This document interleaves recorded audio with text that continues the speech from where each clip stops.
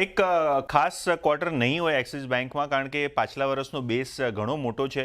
પણ આપણે net interest income જે મુખ્ય ફિગર છે એના ઉપર વાત કરીએ તો ફોર્થ ક્વાર્ટરના નેટ ઇન્ટરેસ્ટ ઇન્કમ માં લગભગ 6% વધારો આપણને જોવા મળી શકે છે. 13,850ની આસપાસ એ રિપોર્ટ થઈ શકે છે અને નફામાં લગભગ 1% જેવો મોમેન્ટમ તમને જોવા મળી શકશે. 7200ની આસપાસનો પ્રોફિટનો ફિગર અનુમાનિત છે. પ્રી પ્રોવિઝનિંગ પ્રોફિટ્સની વાત કરીએ તો 4%નું અહીંયા ગ્રોથનું એક્સપેક્ટેશન છે.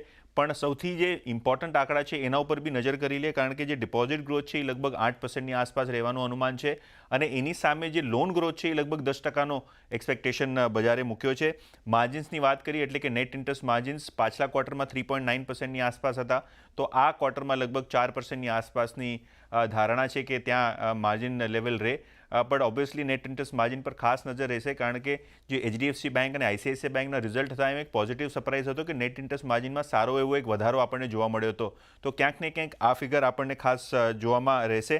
અને ક્લિયરલી એની સિવાય જે અધર ઇન્કમ છે, ક્રેડિટ કોસ્ટ છે અને એસેટ ક્વોલિટીના રેશિયોઝ છે એના ઉપર બી નજર રહેશે, કારણ કે ત્યાં બી થોડી સ્ટેબિલિટીનું એક્સપેક્ટેશન છે અને FY26ના ગાઈડન્સ માટે બી મેનેજમેન્ટ શું કહે છે એના ઉપર બી ખાસ નજરો રહેશે એક્સિસ બેંકના હિસાબે.